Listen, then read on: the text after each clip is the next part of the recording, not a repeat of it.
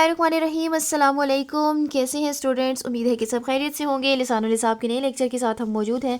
मेरे सामने है मैथमेटिक्स की 9th क्लास की book Khyber Pakhtunkhwa text book board Peshawar, exercise number 3.5 इंशाल्लाह आज हमने स्टार्ट करनी है।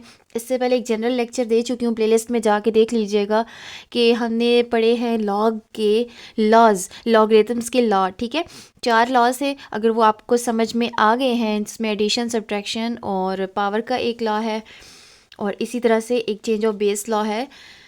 वो अगर आपको समझ में आ गए तो आप इस क्वेश्चन नंबर 1 को बिल्कुल आसानी से कर सकते हैं, बल्कि बहुत सारे पार्ट्स तो आप देखते ही समझ जाएंगे कि कैसे कैसे इसको सॉल्व करना है। स्टार्ट करते हैं। क्वेश्चन नंबर 1 है हमारे पास, यूज़ लॉगरिथम प्रॉपर्टीज़। ये असल में उन्हीं प्रॉपर्टीज़ की बात कर रहे हैं जिन लॉज की मैं बात कर रही हूँ। ठीक है, टू सिंप्लीफाई द एक्सप्रेशंस।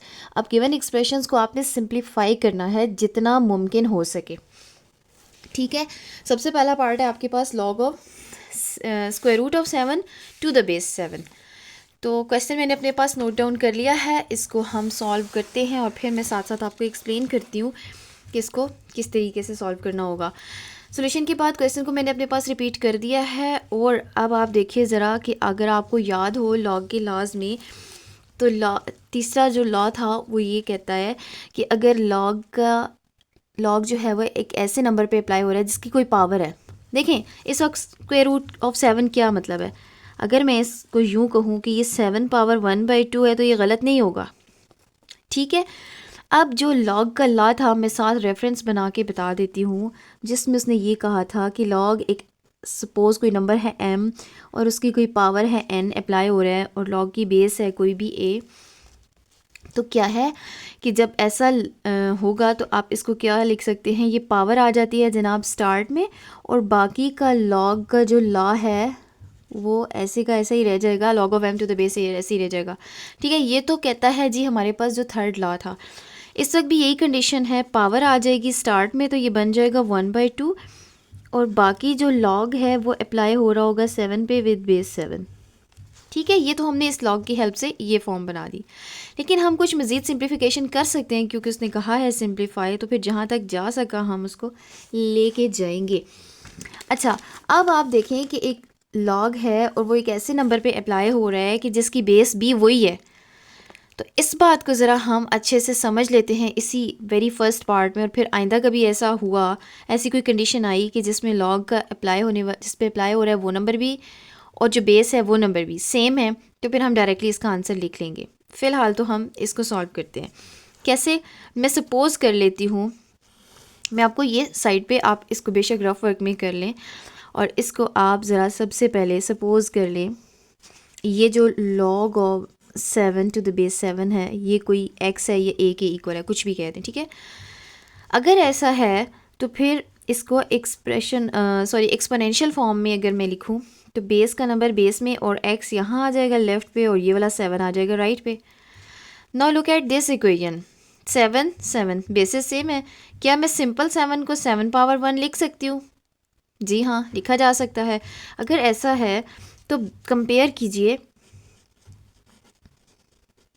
मैं यहाँ पे आपको लिख के बता देती हूँ कि बाय कंपेयरिंग, अगर आप चाहते हैं ना कि ये रफ वर्क ना रहे, हम इसको नीट, तो फिर इसको एक्सप्रेशन 1 का नाम दें। ठीक, फिर ये सब करें जो मैं इस वक्त रफ वर्क में कर रही हूँ, फिर वापस के put the values in expression 1। ठीक है, इस इक्वेशन में पुट कर लीजिए एक्सप्रेशन में। अच्छा, कंपेयर करने से क्या होगा, x इज़ इक्वल टू 1 आ जाएगा। ठीक है, x इज़ इक्वल टू 1 का मतलब है ये x 1 है, यानी कि log of 7 to the base 7 जो है वो 1 है। इससे हमने ये सीखा, देखिए जी, this implies that log of 7 to the base 7 is equal to x था ना, x की जगह वैल्यू पुट की 1, तो ये हमारे पास इसका रिजल्ट आ गया। अब यहाँ से आप ये बात सीख लें कि जब लॉग जिस पे अप्लाई हो रहा है वो नंबर और बेस उसी लॉग की सेम होंगी तो वो 1 के इक्वल होगा। ठीक है जी, अब मैं यहाँ से 1 उठा के पुट करती हूँ इस जगह पे। ठीक है, और ये फर्दर 1/2 ही बन जाएगा और यही सिंप्लीफाइड फॉर्म है। इसको मज़ीद 1.5 लिखते हैं या यहीं पे रहने दें। ठीक है जी, तो सो आपके पास log of square root of 7 to the base 7 की वैल्यू आ गई 1/2। ठीक हो गया जी। नेक्स्ट पार्ट है आपके पास log of 1/2 to the base 8। जी, क्वेश्चन मैंने नोट कर लिया है और फर्स्ट स्टेप भी मैंने अपने पास नोट कर लिया है। अब इसको सॉल्व करना है। अब आप देखेंगे कंडीशंस, जब आपको रूल्स उसके लॉज समझ आ गए होंगे ना, फिर आपको लॉग की जो भी एक्सप्रेशन दिया हुआ होगा आप देखते ही समझ जाएंगे कि इसके ऊपर कौन सा लॉ अप्लाई होगा। देखिए अब लॉग जिस नंबर पे अप्लाई हो रहा है उसकी कोई पावर नहीं है, इसलिए मैं वो पावर वाला लॉग सोच भी नहीं सकती, ठीक है। चेंज ऑफ बेस लॉ भी नहीं हो सकता। लेकिन जिस नंबर पे अप्लाई हो रहा है उसका कोई न्यूमिनेटर और डिनोमिनेटर है। जी हाँ, अब ऐसा लॉ हमने पढ़ा है और वो क्या है, मैं रेफरेंस दे देती हूँ। लॉग का एक लॉ ये कहता है कि अगर एक ऐसे नंबर पे अप्लाई हो रहा है इसका कोई न्यूमिनेटर और डिनोमिनेटर है, उसकी कोई बेस है सपोज ए, तो इसको आप सेपरेट लॉग्स की फॉर्म में लिख सकते हैं, यानी कि log of M with same base minus log of N with same base. ठीक है, तो ये माइनस में कन्वर्ट हो जाएगा, दो अलग लॉग्स आ जाएंगे। तो using this law we can write this log as log of 1 to the base 8 minus log of 2 with base 8। ठीक है, एक दफ़ा न्यूमिनेटर एक दफ़ा डिनोमिनेटर। अब फिर वही बात आ गई, देखें यहाँ पे जिस लॉग के ऊपर अप्लाई हो रहा था ये सब हमने आंसर निकालने के लिए क्या किया, इसकी प्रॉपर्टीज़ को यूज़ किया। ठीक है, इसको सॉल्व किया, इसको लेट किया एक्स के इक्वल और फिर हमने फाइंड किया। बिल्कुल इसी तरीके पे अभी भी कुछ ऐसा ही करना है। इसको और इसको सेपरेटली मैं कुछ सपोज कर लेती हूँ, इस एक्सप्रेशन को और इस एक्सप्रेशन को। फिर जब आंसर्स आ जाएंगे तो मैं इनमें से माइनस कर दूँगी। फ़िलहाल मैं इस इक्वेशन को इक्वेशन 1 कह के स्टॉप कर देती हूँ। ठीक है, और मैं सपोज कर लेती हूँ कि ये जो log ऑफ 1 विद बेस 8 है वो कोई x है। ठीक, और दूसरी तरफ log ऑफ 2 विद बेस 8 जो है वो मैं इसको कोई सपोज कर लेती हूँ, सपोज y है। ठीक है जी, अब इनको मैं पैरेलल लेके चलूँगी और फिर देखते हैं इन दोनों के क्या आंसर्स हैं, फिर मैं वापस इक्वेशन 1 में पुट कर दूँगी।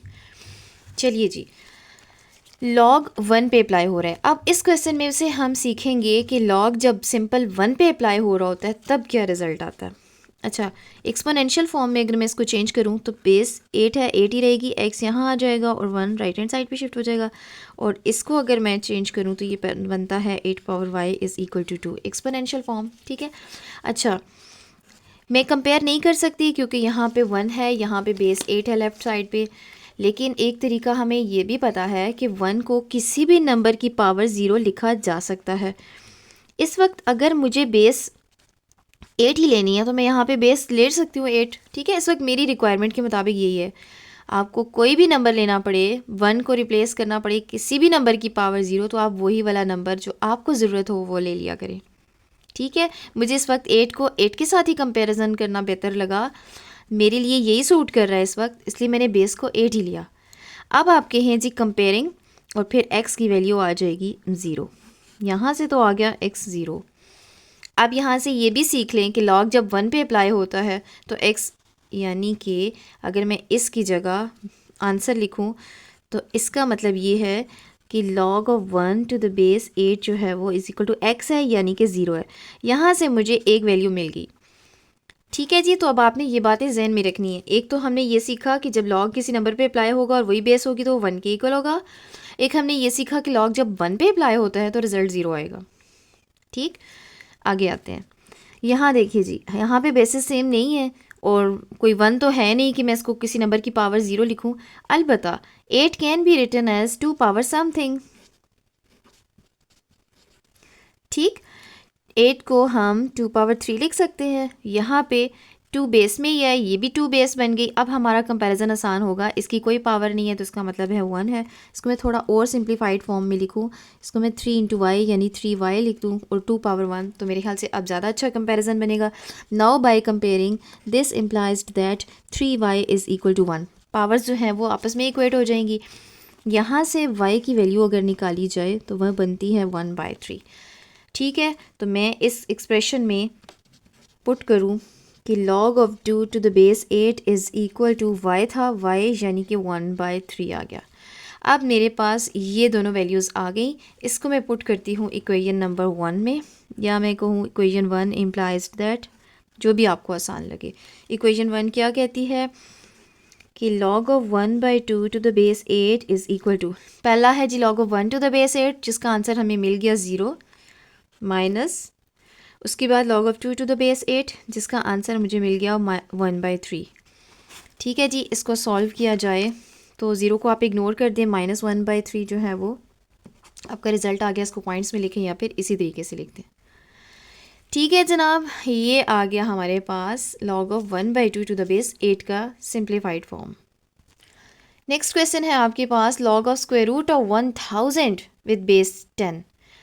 अब अगर आपको 7 और 7 को देख के कोई प्रैक्टिस हो गई है ना, तो कुछ स्टूडेंट्स को जिनको अच्छे से समझ में आया हुआ होगा वो 1000 और 10 को देख के किसी हद तक कोई बात समझ गए होंगे। एनीवेज मैं इसको सॉल्व करती हूँ जी। सबसे पहले तो मैं इसको log ऑफ 1000 और इसकी पावर को ज़रा अलग से मेंशन करती हूँ, यानी कि पावर 1/2 और बेस जो है वो 10 ही है। ठीक है, अब ये क्या बन जाएगा, जैसा कि मैंने आपको log का लॉ बताया कि जब पावर होगी तो क्या होगा, रेफरेंस देना ज़रूरी है। ठीक है, ये एक अच्छा इंप्रेशन है। log एक ऐसे नंबर पे अप्लाई हो रहा है, इसकी कोई पावर है, ठीक है, उसकी कोई बेस भी मेंशन कीजिए तो n जो है वो यानी पावर स्टार्ट में आ जाएगी और log of m to the base a रह जाएगा। ठीक है, ओके। अब हम वापस चलते हैं यहाँ पे, इसमें क्या होगा 1/2 आ जाएगा शुरू में और बाकी log अप्लाई हो जाएगा 1000 पे विद बेस 10। ठीक है, अच्छा 1/2 को तो फ़िलहाल ऐसे ही रहने दें। अब ज़रा इस चीज़ को देखें, ये है 10 और इसको भी मैं लिख सकती हूँ 10 पावर 3। ठीक है, और अगर मैं फिर इसको पावर की फॉर्म बनाऊँ तो क्या बनेगा, वो फिर यही पावर वाला लॉ अप्लाई हो जाएगा, 3 फिर स्टार्ट में आ जाएगा। एक तो ये तरीका है। दूसरा ये है कि इस पूरे को आप जिस तरह से मैंने इक्वेशन बना के स्टॉप करके फिर इसको लेट किया है कि कोई x की इक्वल है, उस तरीके से भी कर सकते हैं। ठीक है, लेकिन मैं यहाँ पे इसी तरह करने जा रही हूँ, यानी कि मैं फिर से एक पावर बनाने लगी हूँ। इसको 1000 can be written as 10 power 3। Okay, so again by applying this law 3 आ जाएगा स्टार्ट में और ये बनेगा log of 10 to the base 10। यहाँ से फिर आप यही वाला रेफरेंस दोबारा मेंशन कर दें। ठीक, अच्छा अब क्या होगा, अब ये 3 भी मैं बाहर ब्रैकेट से बाहर निकाल देती हूँ, 3/2। अब यहाँ पे क्या बच गया, log of 10 to the base 10। ठीक है जी। अच्छा, अब मैंने आपसे ये कहा था कि ये बात सीख लें कि किसी भी नंबर पे अगर log अप्लाई हो रहा है और वही उसकी बेस है तो फिर वो किसके इक्वल होगा, वो 1 के इक्वल होगा। ये हम सीख चुके हैं। अब मैं दोबारा इसको फाइंड करने नहीं जा रही। ठीक है, अलबत्ता आप इस 1 को पुट करते ही साथ एक रेफरेंस ज़रूर दे दीजिएगा कि log अगर किसी कोई नंबर अप्लाई हो रहा है उस पर और बेस भी वही है तो वो इक्वल होता है 1 के, तो फिर आपकी ये इन्फॉर्मेशन इनफ हो जाएगी। ठीक है जी, ये इक्वल आ जाएगा 3/2 के और यही आपका रिजल्ट है। इसको पॉइंट्स में लाने की ज़रूरत नहीं है। नेक्स्ट पार्ट है आपके पास log of 3 to the base 9 plus log of 27 to the base 9। अब जिन स्टूडेंट्स को कुछ ना कुछ लॉज की समझ में आती जा रही है ना, वो इन नंबर्स को ज़रा समझते जा रहे होंगे। ये देखिए 7 7 2 और 8 का भी कोई कॉम्बिनेशन है। ठीक है, 2 पावर 3। यहाँ पे देखें हमने ये 1000 के साथ क्या किया। इस वक्त देखिए जी 9 3 और 9 और 27 ये सेम टेबल वाले नंबर्स हैं, तो ये कहीं ना कहीं आपको लिंक दे रहा होता है। ठीक है, इसको सिर्फ समझने की ज़रूरत है जी। मैंने अपने पास क्वेश्चन नोट डाउन कर लिया है और अभी देखिए यहाँ आपके पास ये तरीका है कि एक तो इस पार्ट को अलग से ले और इसको अलग से ले, इसको x की इक्वल लेट करें, इसको y की इक्वल लेट करें, फिर से सॉल्व करें और फिर वापस वैल्यूज पुट करें। लेकिन कोशिश किया करें ये काम करना ना ही पड़े। जब बहुत मजबूरी है, जब और कोई रास्ता नहीं है, फिर तो ठीक है, और अगर आपको ईजी भी लग रहा है तब भी ठीक है। लेकिन देखें, आप जितना इनको सिंप्लीफाई कर सकते हैं आप उन्हें करें। जैसे कि मैं यहाँ पे 2 लॉग्स अलग से ऐड हो रहे हैं, तो मुझे इसको देख के एक लॉ याद आता है जो कि पहला लॉ है, जिसमें वो ये कहता है कि एक लॉग m पे अप्लाई हो रहा हो और दूसरा लॉग n पे अप्लाई हो रहा हो और वो दोनों ऐड हो रहे हों और उनकी कोई बेस a है सपोज़, तो उसको यूँ लिखा जा सकता है m n को मल्टीप्लिकेशन की फॉर्म में विद सिंगल लॉग और विद सेम बेस के साथ। ठीक है, अब यहाँ पे भी देखिए सेम बेसिस है, लॉग एक नंबर पे अप्लाई हो रहा है प्लस लॉग दूसरे नंबर पे अप्लाई हो रहा है। ये राइट हैंड साइड एग्जैक्टली वही बन रही है, तो मैं इसको इस फॉर्म में लिखती हूँ, यानी कि लॉग विद सेम बेस आ जाएगा और ये दोनों m और n यानी ये दोनों नंबर्स मल्टीप्लाई हो जाएंगे, तो मैं 3 × 27 लिख सकती हूँ। ठीक है, बाय यूजिंग दिस लॉ। अब 3 × 27 क्या है, 81। ठीक है, अब देखिए सिंप्लीफाइड फॉर्म बनती जा रही है, बजाय आप इसको भी लेट करें इसको भी लेट करें, वो आपकी मर्ज़ी है जो आपको बेहतर लगे। अब यहाँ पे 81 है, मैं वापस आपको लेके जाऊँगी अभी अभी जो आपने क्वेश्चन किया है जिसमें यहाँ पे था 1000 और बेस 10 थी, कोई ना कोई मैच तो था ना जिसमें फिर मैंने पावर बनाने की कोशिश की। अभी भी आप देखिए यहाँ पे आपके पास 81 है और 9 है। ठीक है, मेरे ख्याल से आप मेरी बात को समझ गए होंगे। मेरा पॉइंट जो मैं बताना ये चाह रही हूँ कि अब इसको भी विद 9 बेस अगर कुछ बना सकते हैं तो बनाएं। 81 can be written as 9 square. ठीक है, 9 का स्क्वायर होता है 81। अब क्या होगा, अब यहाँ पे फिर पावर लॉ अप्लाई करें जो कि ये कहता है कि log m पावर n हो विद बेस a, तो n शुरू में आ जाएगा और log m पे अप्लाई होता हुआ रह जाएगा। तो मैं सेम लॉ यूज़ करूँ टू स्टार्ट में आ जाएगा, log ऑफ 9 विद बेस 9 रह जाएगा। अब फिर वही बात मैंने आपसे कहा था, सीख लें एक दफ़ा, एक ही दफ़ा सीख लें कि लॉग एक ऐसे नंबर पे अप्लाई हो रहा है कि वही उसकी बेस भी है, तो फिर आप इसको 1 से रिप्लेस कर सकते हैं। लेकिन इस तरह से नहीं कीजिएगा, साथ में बता दीजिएगा कि log of a with base a is equal to 1, that's why this, so this is equal to 2 and that is your required answer. जी नेक्स्ट पार्ट है आपके पास लॉग, अब फिर से एक ऐसे नंबर पे अप्लाई हो रहा है जिसका कोई न्यूमिनेटर भी है और इसका डिनोमिनेटर भी है। अब यहाँ से आपका माइंड क्लिक कर जाना चाहिए कि सेकंड वाले लॉ की तरफ इशारा हो सकता है। एक तो तरीका ये है, दूसरा तरीका ये है कि आप इस वाले नंबर को डिनोमिनेटर को न्यूमिनेटर में शिफ्ट कीजिए, जिससे 4 हो जाएगा, -4 हो जाएगा पॉजिटिव, और फिर उसके बाद पावर वाला लॉ अप्लाई कर लें। तो दोनों तरीके ठीक हैं, जो भी आपको आसान लगे आप वो अप्लाई कर दें। ठीक है जी, क्वेश्चन मैंने नोट डाउन कर लिया है और उसको सोल्यूशन के बाद एक दफ़ा रिपीट भी कर लेते हैं। और log ऑफ 1/0.0035 पावर -4, मैंने आपको बता दिया है कि इसको किस किस दो तरीक़ों से सॉल्व किया जा सकता है। मैं इसको ज़रा पॉजिटिव बनाना बेहतर समझ रही हूँ, आप जिस तरह से बेहतर समझते हैं, न्यूमिनेटर डिनोमिनेटर वाला log का सेकेंड लॉ अप्लाई करना चाहते हैं तब भी ठीक है। इसको मैं अगर यूँ लिखूँ, ये न्यूमिनेटर में शिफ्ट करूँ तो ये बनेगा 0.0035 होल पावर +4। ठीक है, ये तो हो गया एक्सपोनेंशियल लॉ के अकॉर्डिंगली। अब मैंने लॉग का लॉ अप्लाई करना मैं चाहती हूँ जो कि ये कहता है log of m power n with base a is equal to n log of m with base a, यानी कि पावर स्टार्ट में आ जाएगी, तो ये बनेगा 4 log ऑफ 0.0035। अब 4 एज इट इज़, लॉग जिस नंबर पे अप्लाई हो रहा है इसको अब आप फाइंड कर लो, क्योंकि लॉग अब एक सिंगल नंबर पे अप्लाई हो रहा है। ठीक है, अब यहाँ पे कोई ऐसा कुछ नहीं है कि आप इसको फाइंड नहीं कर सकते with the help of logarithm table.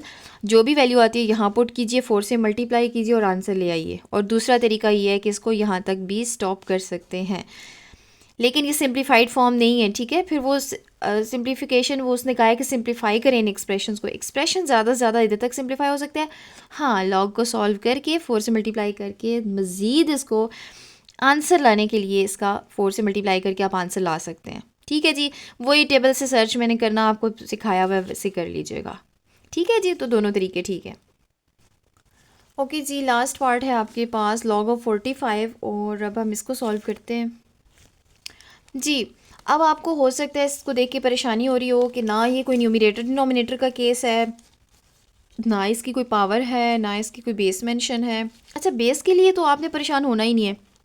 आपको मैंने लॉगरिथम के जनरल लेक्चर में बताया था कि जब लॉग की बेस मेंशन नहीं है तो इसका मतलब है ये 10 है। ठीक है, इसलिए तो आपने परेशान बिल्कुल नहीं होना। इसके लिए रहेगी ये बात, तो इसको आप 45 को तोड़ फोड़ करें, इसकी मैनिपुलेशन करें, जो फैक्टर्स बनते हैं आप बनाइए और फिर उसके बाद खुद से लॉज अप्लाई कीजिए लॉग के। ठीक है, फॉर एग्ज़ाम्पल एक स्टूडेंट इसको 5 × 9 कहते हैं, 5 9 जब 45 भी होता है तब भी ठीक है। एक स्टूडेंट इसको 3 × 15 कर देगा, ठीक है, तो भी ठीक है, जिस तरह से आपको बेहतर लगे। मैं सपोज़ इसको 5 × 9 कहती हूँ 45 को तोड़ने के बाद, तो यहाँ पे लॉग का लॉ अप्लाई हो सकता है जो कि log ऑफ 5 + log ऑफ 9 हो जाएगा। क्यों?